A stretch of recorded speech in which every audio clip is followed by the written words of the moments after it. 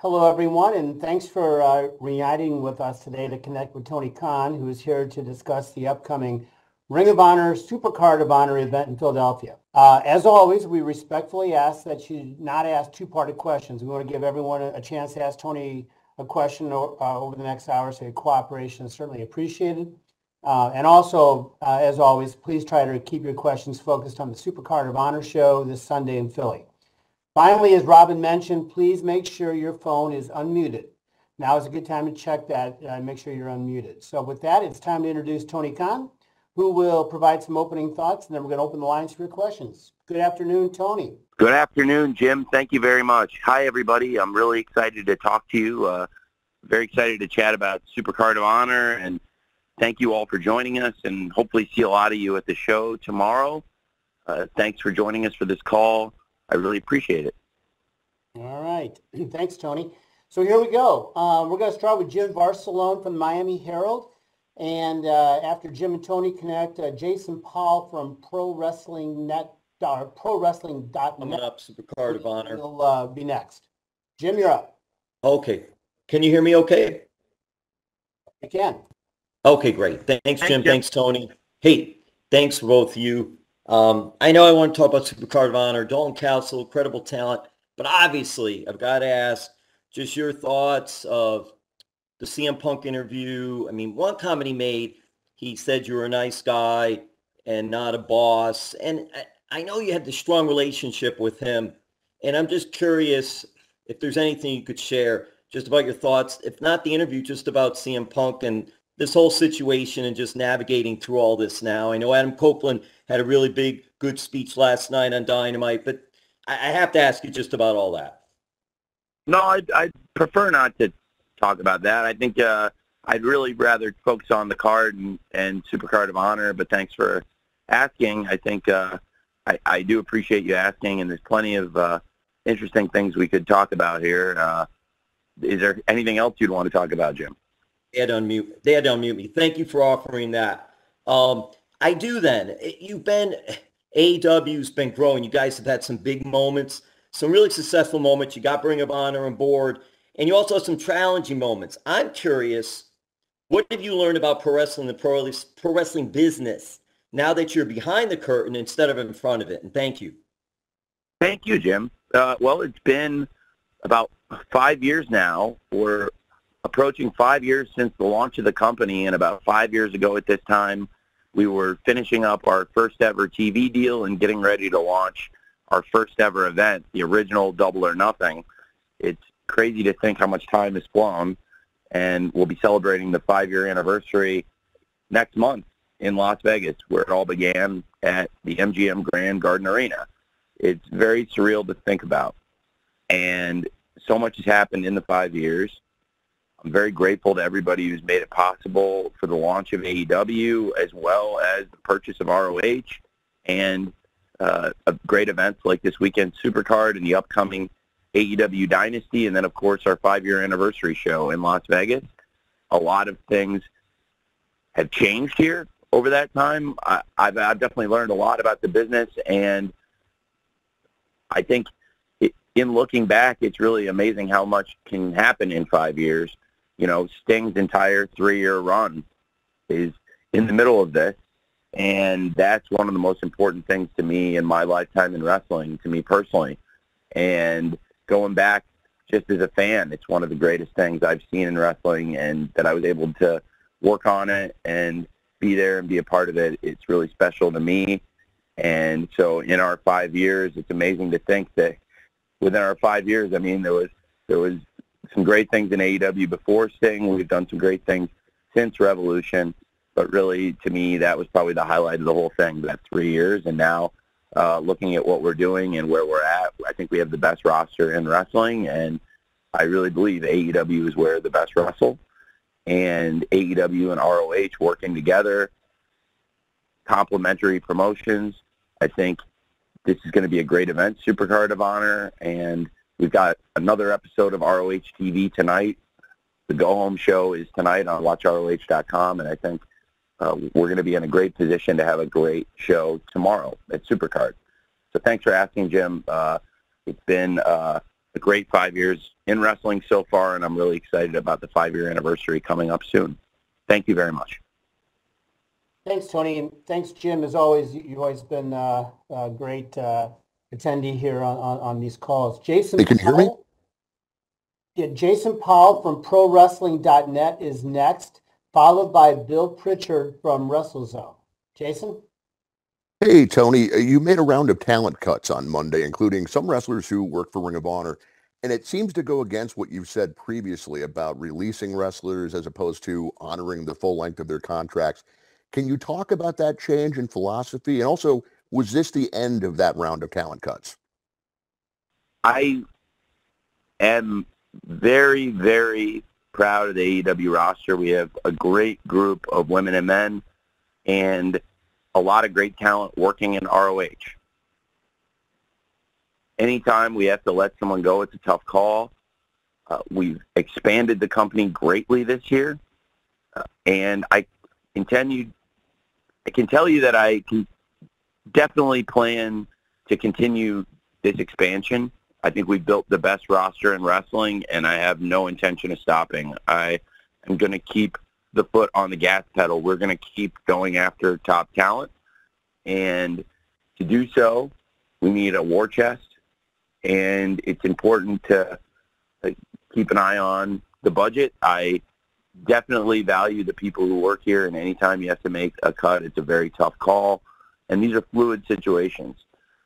They're all different from each other. As an example, one of the things that has come up is Anthony Henry is somebody who's done great work in ROH. I really like Anthony and his team, the Workhorsemen. Anthony got injured on an independent show. I do think when our wrestlers, there's a double-edged sword here. When we book independent shows, injuries can happen, and there's a risk to that, and they can affect the wrestler's career. And frankly, here in AEW, it changes our plans, or in ROH, it can change our plans when the talent get injured here, and by the same token, it changes our plans when people get injured on the outside. And anytime anybody gets injured here, I feel responsible. When it happens on the independents, it's a challenging gray area. I've had a little bit of time to reflect and think about it. Anthony's going to be healing up soon, and I've thought about it, and Anthony's going to come back to AEW and ROH when he's cleared, which is going to be pretty soon, and I think we've worked something good out. So I'd like to have Anthony back in AEW, ROH, and I think these are all fluid situations. In some ways, it was me trying to make changes to the budget. I'm actually expanding our budget this year, growing it, but to do so, I did have to make some cuts because we're growing the company a lot this year, and I am going to be very aggressive when it comes to the big-name free agents for the rest of the year, as we already have been in the first quarter of the year, adding big names like Kazuchika Okada, Mercedes Moné, and Will Ospreay. And I think that these are all different situations. It's possible that I think everybody there has great things to offer, and it's possible you may see some of them back here. And in the case of Anthony Henry, when he's healed up, you will see him back here. So thank you. Thank you, Jason. Bill Pritchard from WrestleZone will be next, followed by Samantha Shipman from the Daily DDT. Bill?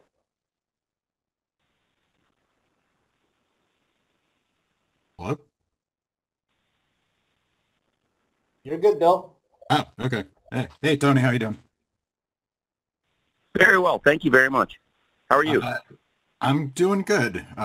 So I know you just addressed all the different cuts being fluid, but specifically wanted to ask about the boys being cut, because they were involved in one of the top storylines on Ring of Honor TV, and just wanted to see if you could expand on what happened with them, or how you're dealing with potential changes to that storyline moving forward? These are all very different situations. I think Dalton and Johnny have been very creative. I really enjoyed Dalton and Johnny working together, and this came at a time after Dalton had lost custody of the boys on ROH TV. The rivalry between Dalton and Johnny has been tremendous, and I'm really looking forward to the fight without honor. To be honest, I really like these calls. I like talking to you, and when I can be honest, I'll be honest. They didn't show up for work on more than one occasion, and it's not acceptable. And I think the whole locker room knew about it, and you can't do that. And that's it. And that's why I had to make a tough call. Thank you, Bill. Thanks. Samantha Shipman from the Daily DDT will be next, followed by Amy Nemedy from WrestleJoy. Samantha.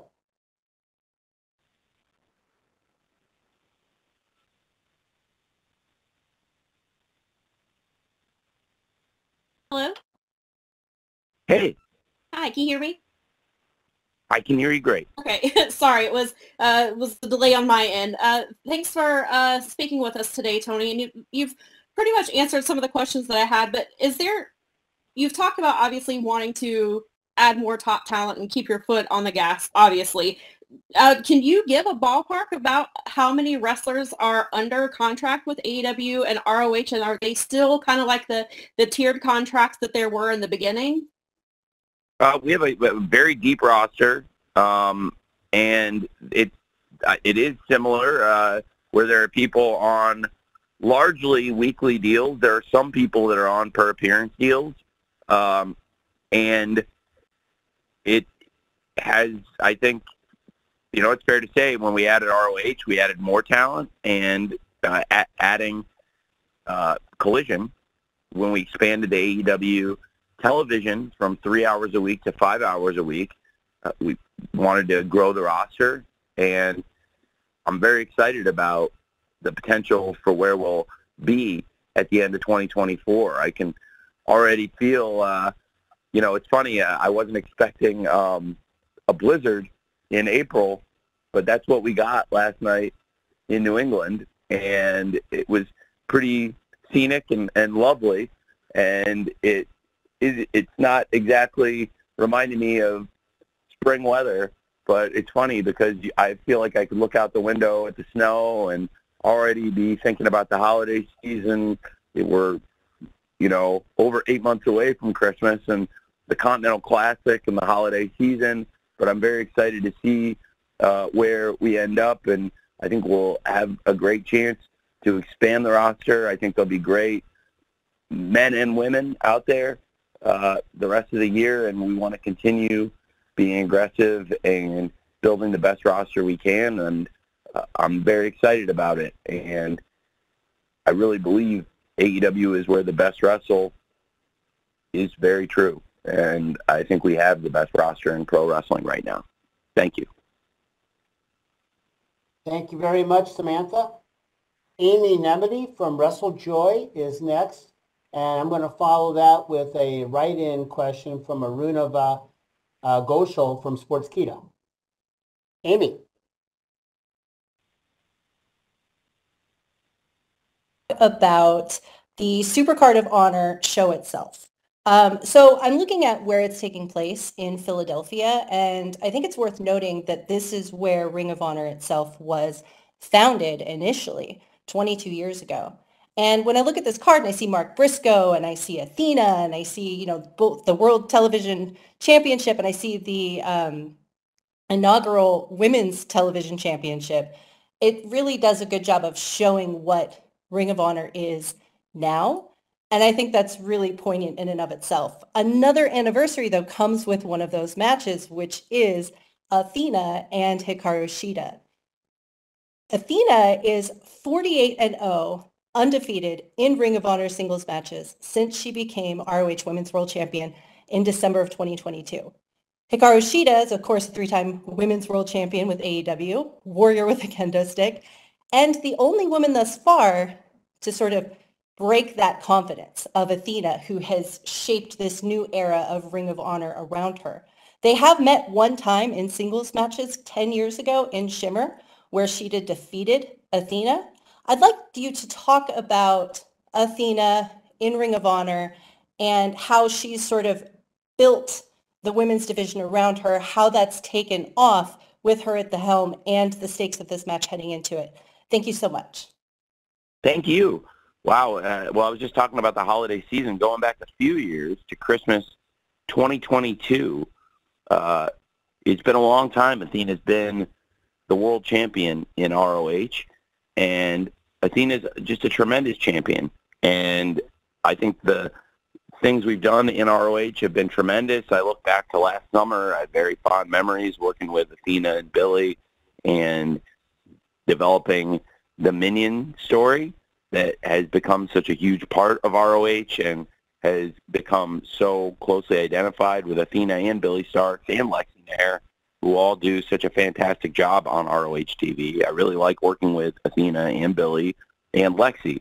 So it's very fitting that we have these great championship matches, and you have Athena and Billy both competing in big championship matches. I think Athena versus Shida is a great world championship match, and I think Billy Starks versus Queen Aminata is a great world television championship match.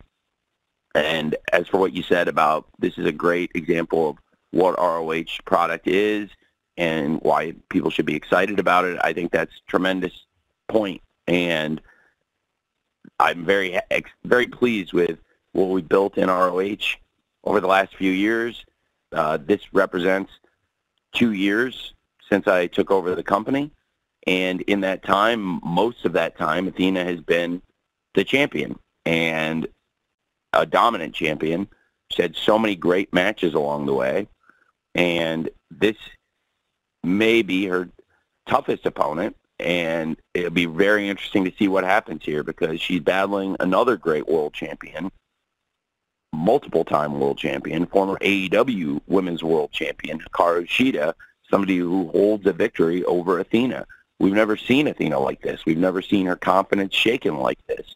Athena is probably one of the strongest personalities, one of the boldest and most confident people in ROH. And to see that Hikaru Shida has cracked that stony exterior and that Athena seems to really be sweating this match, it's very, very interesting.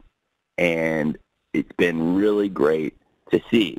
And then the television title tournament, wow, we've had so many great matches in the tournament, and I'm really pleased with this great final. I think Queen Aminata and Billy Starks are two of the top young wrestlers, and I love that this tournament has reached, in my opinion, a perfect conclusion to have a big match like Aminata versus Billy Starks, and it's very fitting that we've been able to watch both of them grow and develop here in ROH and in AEW and see how far they both come.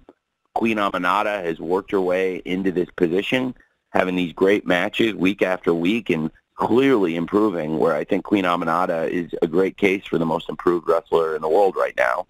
And Billy Starks, somebody who's so young, has so much potential, and has this fascinating teacher-protege relationship with Athena, but also a great dynamic with Lexi, where both of them really have bonded, but then the two of them also are both terrified of Athena on some level, and it's brought them closer together, but they have their own unique relationships. It's really cool, and I love working with all three of them on it, and I think it's added so much to ROH, and I think we have these great championship matches with Athena and Hikaru Shida and Queen Aminata and Billy Starks because ROH is doing some of the best wrestling in the world, and that includes some of the best women's wrestling. Thank you very much. Thank you very much, Amy. Tony, here's the write-in from Arunava Ghoshal from Sports Kita, and then Kristen Ashley from USA Today Sports Media Group will follow your answer to Arunava. She asks, Unlike previous Ring of Honor events, only 7 matches are confirmed so far for Supercard of Honor. Does this mean that you're making some adaptations to have shorter match cards? No, I don't think that's really accurate. I think this is about where we would normally be at this point in developing the card. The ROH pay-per-views have, since we launched, historically been shorter than the AEW pay-per-views and have had a little bit less on the cards because they're shorter cards. And every ROH pay-per-view I've done since we launched in 2022 has been shorter than every AEW pay-per-view. And all of the AEW pay-per-views have been roughly the same length, except for Double or Nothing 22. That was about a half hour longer by design in Las Vegas on the West Coast and running a little bit later.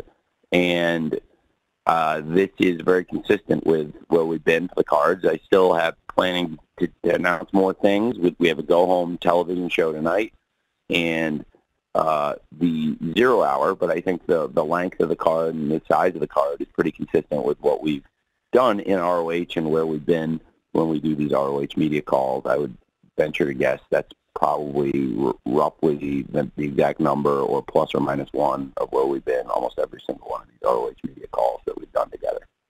So thank you. All right. Thank you, Runava. Kristen Ashley from USA Today's Sports Media Group is next. Kristen will be followed by Rich Fan from PW Torch. Kristen?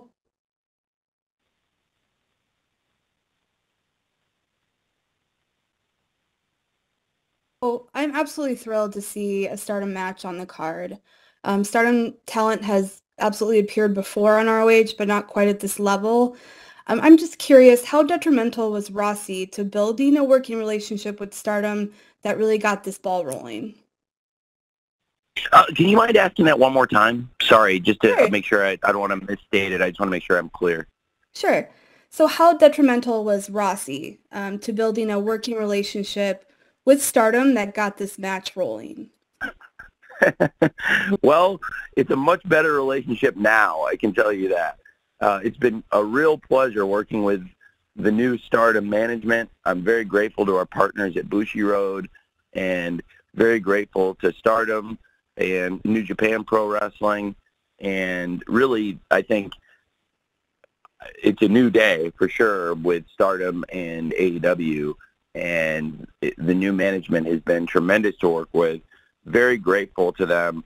And very excited to have Stardom represented in ROH. And again, I think in ROH you're seeing a lot of the best women's wrestling in the world is happening in ROH right now.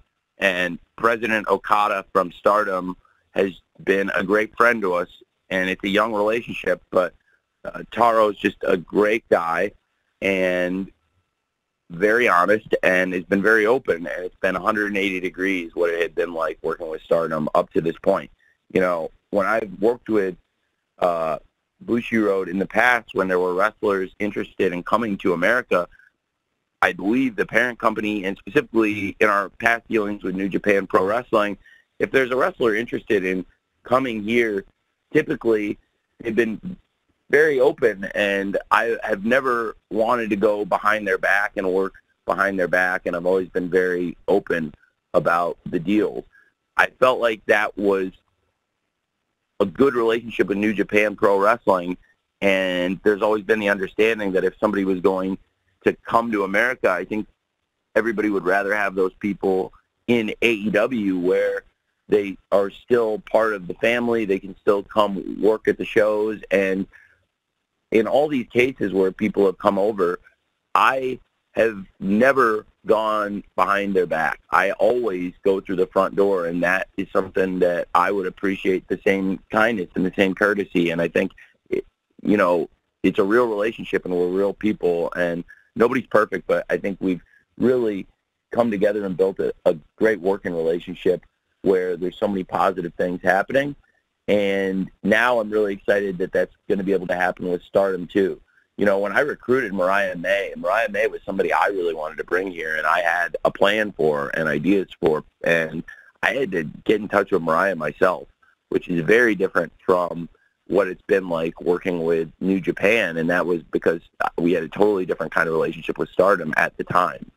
And now here we are, and Stardom is sending great talent over, working with us. They want to partner with us. It's a very new day and a different time, and it's great working with Stardom. And President Okada at Stardom has been an awesome partner for us, and I'm very grateful to him, and I'm very glad that they made the changes they made. Thank you very much, Kristen. Rich Fan from PW Torch is next, followed by Corey Sharber from WHYY in Philadelphia. Rich?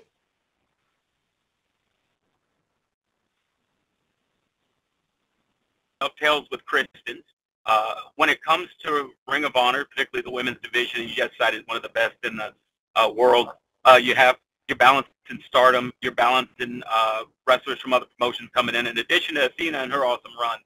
Is there ever going to be opportunities, say, like what happened with Eddie, where you can start to showcase perhaps Athena or a women's champion, perhaps the TV champion, on AEW television to encourage folks to go over and hop on over to the Honor Club and participate more to allow more folks to see such a great product? Well, okay, can you maybe, I just want to make sure I understand that what you're asking. You might ask, so I think you're saying featuring some of the ROH stars, like great champion like Athena or whoever is the ROH Women's World Champion after the match with Shida on Supercard of Honor. Are you saying about featuring more of the ROH champions, including the women's champions, whoever wins Shida versus Athena, and whoever wins Aminata versus Billy? Are you saying featuring the champions more on AEW? Yes, sir. Exactly. So try to give an idea, just like with the Continental Crown when Eddie was on there, and you could see the New Japan Strong, the AEW Continental title, as well as the Ring of Honor World title. So you're kind of like seeing, oh, wow, this guy's another spot. Same thing with the women, particularly with whomever wins those matches this weekend.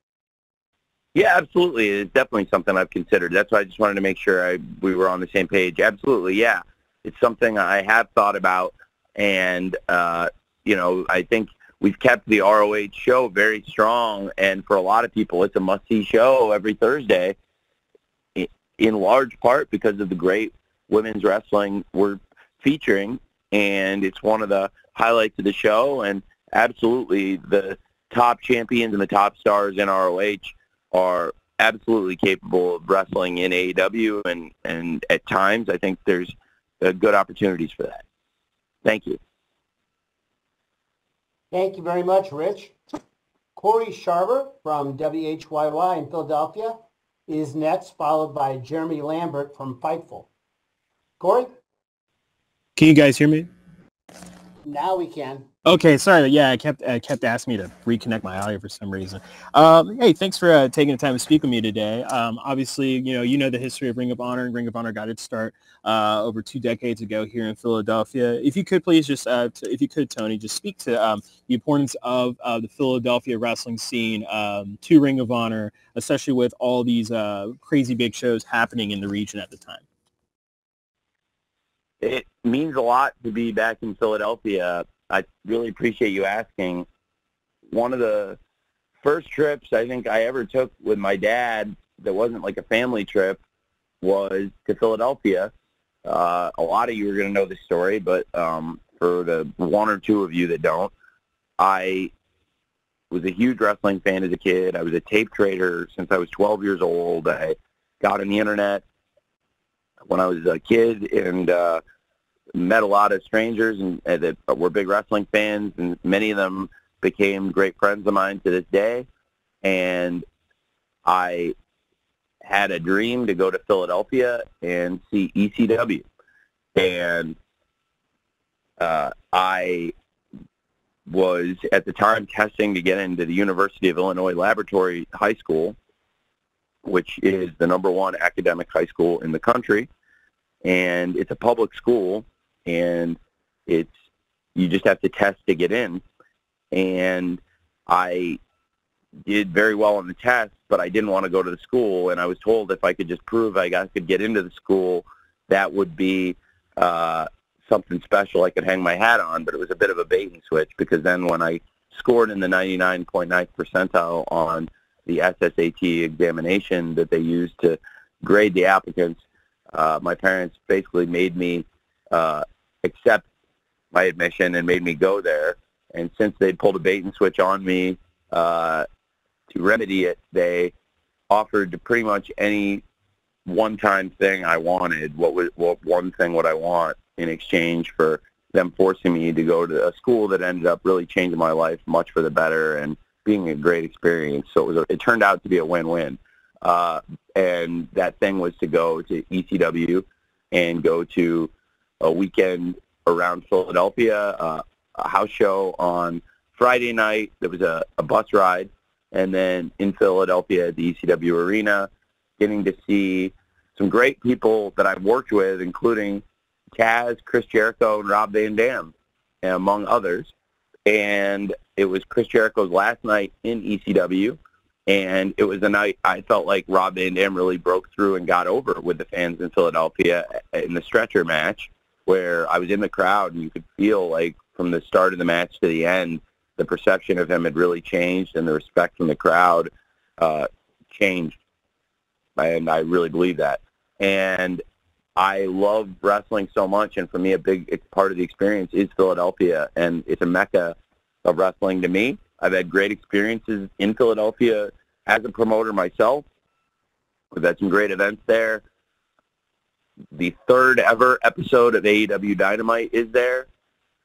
I remember it very fondly, including the Darby Allin versus Chris Jericho Philly street fight. That was Darby's first big main event ever in AEW. And just had great times in Philadelphia since I was a kid. I love it very much, and this is a city I very closely associate with the best of pro wrestling, and that's why I'm so excited to bring a great show like ROH Supercard of Honor this weekend to Philadelphia. It should be a great Friday night. Thank you very much, Corey. Jeremy Lambert from Fightful is next, and then I've got a write-in from Zach Haydorn from Brass Ring Media. Jeremy, you are next. Hey, Jeremy. Just want to ask about the kind of the pay-per-view. I know Final Battle was on Watch ROH. This one also on Watch ROH, on ROH Honor Club. The AEW pay-per-views moving to also Triller for U.S. fans, YouTube pay-per-view. What was the decision-making going into kind of the switch with the pay-per-views? Well, it's expanding our reach, and really excited about the opportunity to hopefully grow the audience. We've got so much great, really, really, really great pay-per-views here, and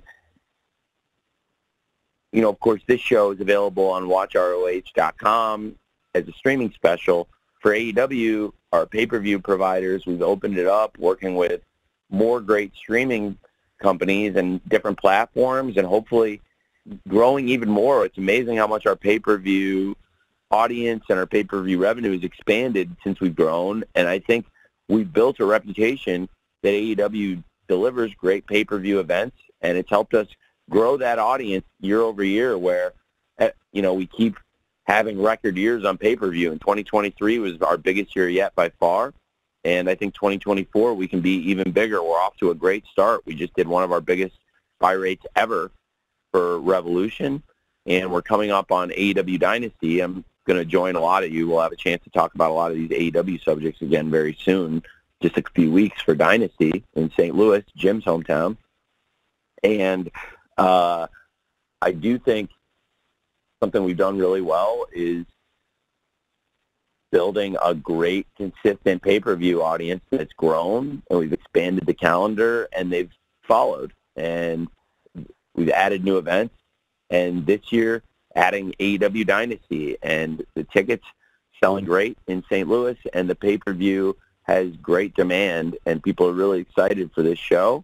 Got a great card, and like I said, I'll be with all of you talking about Dynasty very soon, and very excited about Supercard of Honor, which again, it's a very different delivery method here, and we've been able to grow that streaming service. WatchROH.com subscription this past year has grown to be bigger than ever. We have more streaming subscribers on ROH than ever before in the history of the company. So this is the peak of ROH streaming, which is really saying something, I think, and very cool to be able to acquire the company, change it, and I'm very proud of where we are, and I think we built a great product in ROH, and really should be a great show tomorrow night at Supercard of Honor in Philadelphia.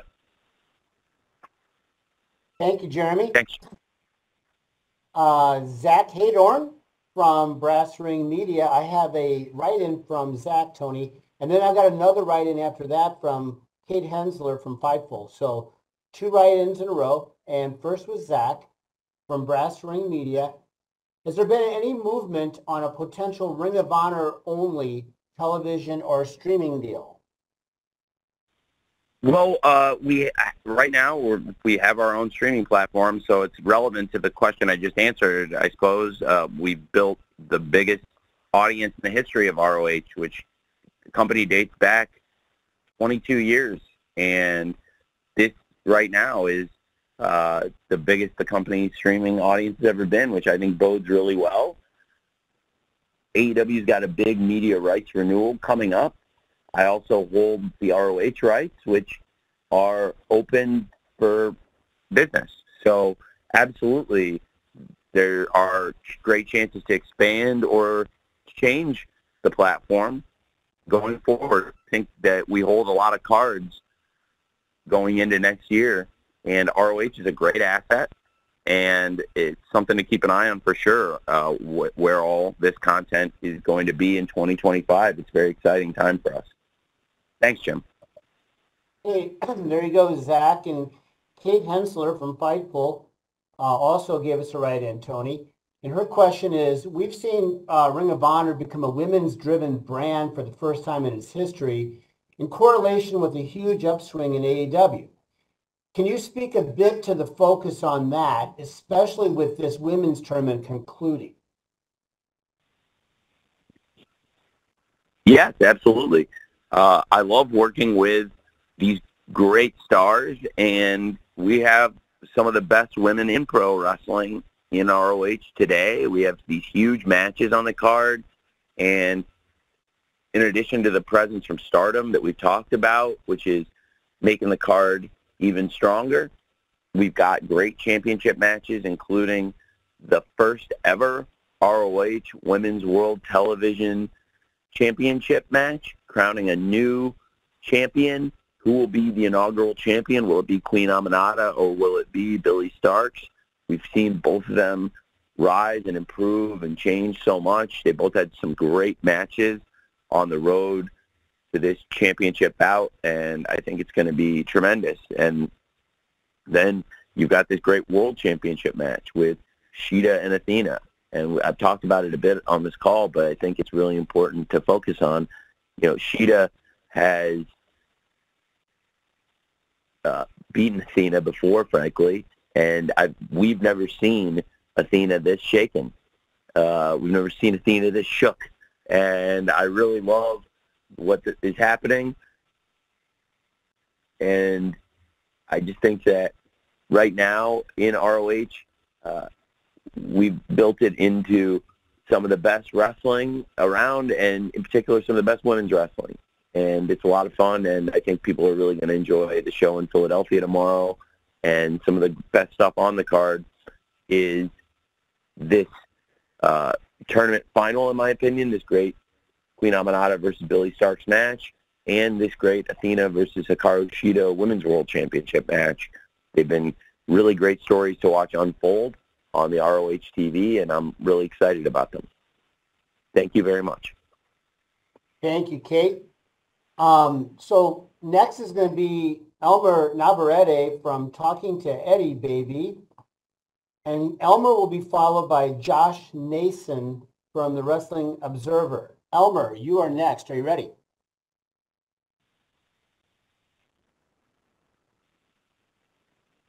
For Eddie Baby, representing the Talking to Eddie Baby.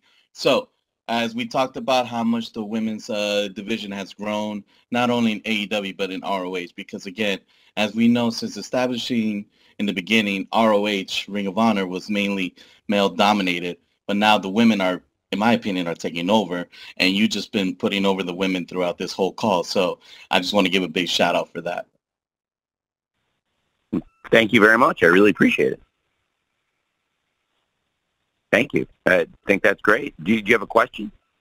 Oh, I mean, like I said, it's just all about the women. I mean, I've been answering them throughout the whole day. I mean, we could talk about the main event with Eddie Kingston and Mark Briscoe. I mean, Mark Briscoe, he could potentially become the first, not the first, but like a Triple Crown Grand Slam champion for ROH, because that's the only belt that's missing in his catalog. And with his legacy being grown, especially as the tag team champion, do you see that possibility being happening? Well, I'm really glad you asked. Thanks for asking about Mark Briscoe and Eddie Kingston. It's something that's important to both men, this match and this championship. You know, it's the 11-year anniversary of Jay Briscoe winning the ROH World Championship. Mark Briscoe's never been a singles champion in ROH. He's been a great champion in the, excuse me, I might sneeze here. Give me 1 second.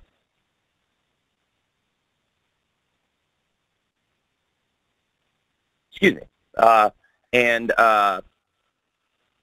Mark's been a great singles, been a great tag team champion, and, teaming with his brother, Jay Briscoe, in one of the most legendary partnerships ever in pro wrestling, one of the greatest teams. And I'm really grateful that you did bring it up. If nobody had asked, I was certainly going to expound on this in my closing remarks, so thank you.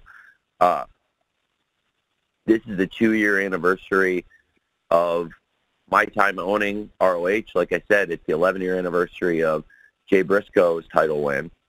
And this is the 2-year anniversary of when I acquired ROH. And that's also how I acquired the Briscoes contracts and first met the Briscoes. I've been interested in the Briscoes for a long time, and I think it's pretty well documented. I was not able to bring them onto AEW TV, but I really liked them, and when I acquired ROH, the promotion, they were top team in ROH. And going into Supercard of Honor, which is where I took over, we had positioned it working with ROH as part of AEW, working with other promotions. We had kind of set up a potential Briscoes versus FTR, ROH versus AEW match. And then when I acquired the promotion, I followed through on this as a match in ROH. And the first time I got to work with Mark and Jay, and I really, really liked them personally and clicked with them right away. And I went from wanting them in AEW to really, really wanting them in AEW. And I really pushed several times very hard, and even brought them to some of the AEW shows thinking that it was going to work and feeling like pretty confident. And I never was able to push it through. And the experiences I had working with them in ROH made me feel so strongly about how great the Briscoes were, and that they would be so additive, and that they're great, great people. And so it was 2 years ago this weekend that I first met Mark and Jay. And it's been just over a year since Jay passed, and I think about it every day. I keep a few different photos of Jay in my wallet, so I really do think about it every day, because I see him every day at least a few times. And I think about Mark all the time and his great family. And they're some of the most wonderful people I've ever met. They have a wonderful home. It's amazing to see how they are the kings and queens of their hometown, and how that part of Delaware, how they really rule the roost. And Philadelphia is in their backyard, essentially. It's a short drive from where they live, and they have so much history there, the Briscoes.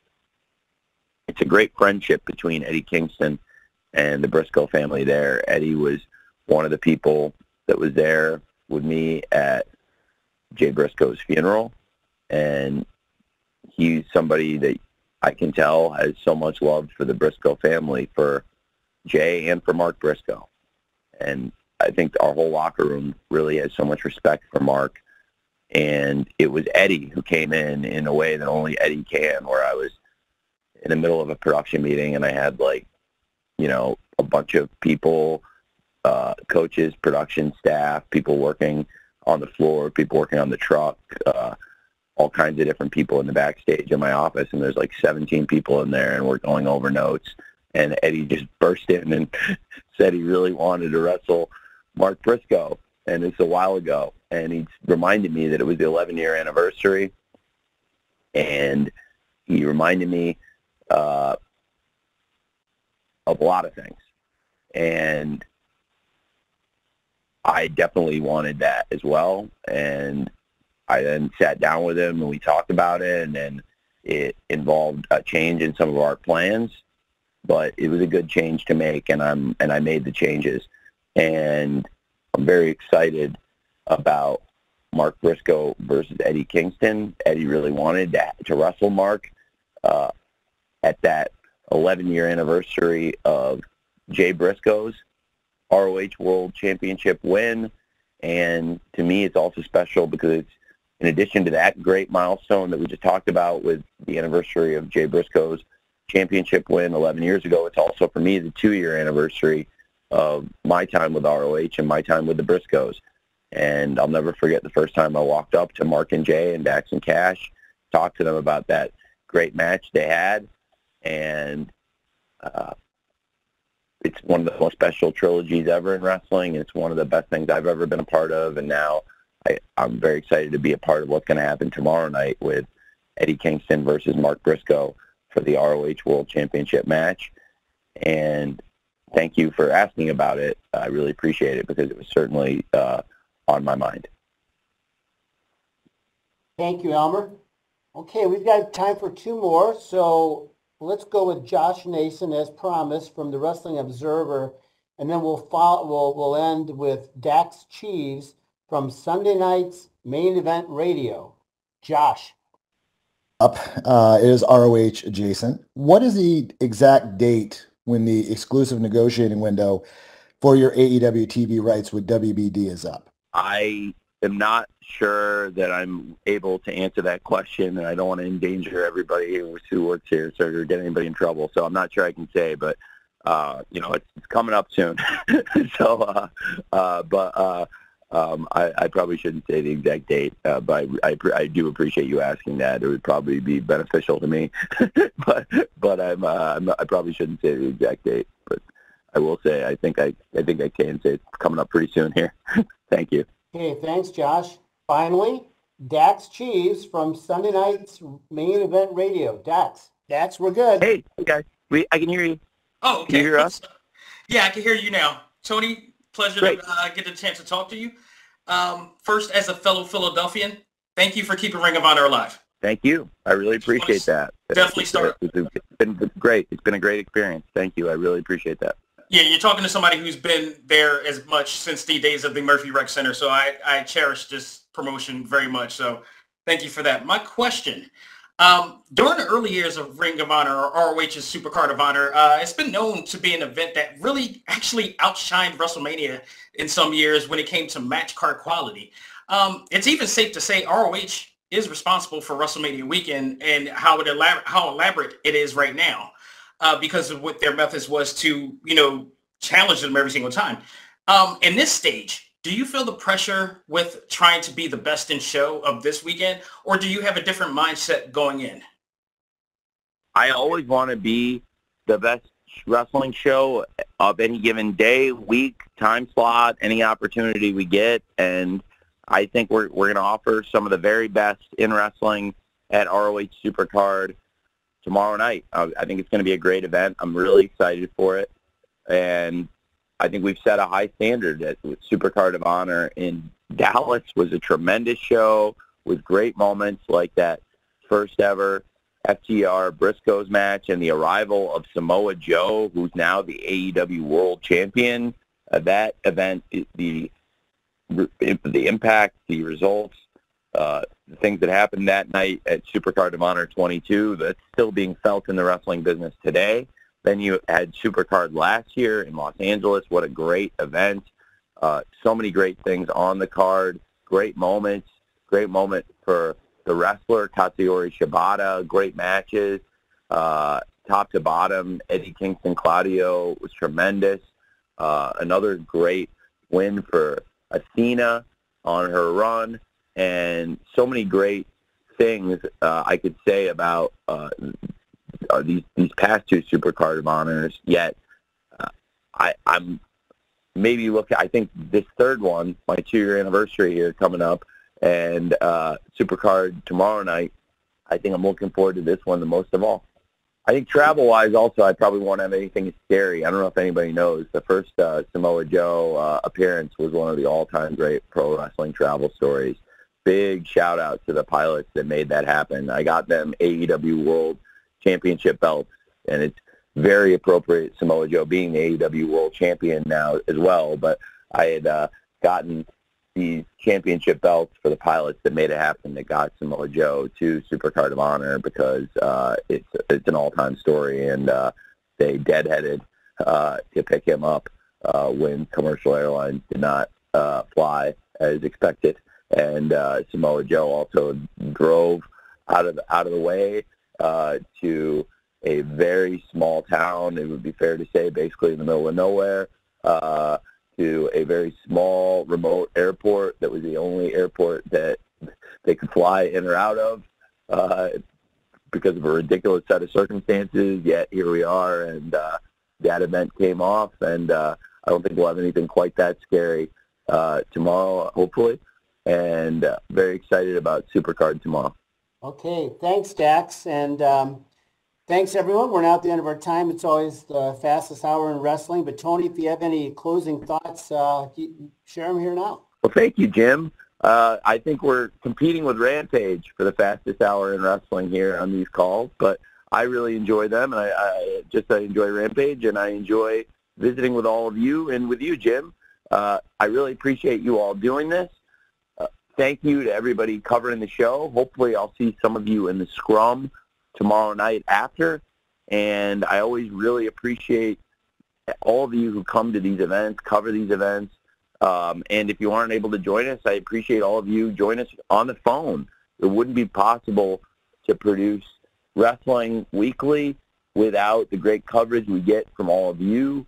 It's really important, and I don't take it for granted. I really appreciate all of you. Thank you for what you do, and hopefully I'll see some of you in person, and if I don't see you in person here, maybe get to catch up with you on the Dynasty all-media call or the scrum afterwards, which will be fun for Jim, because then Jim gets to go sleep in his own bed after hanging out at the scrum. So that'll be a good time in St. Louis.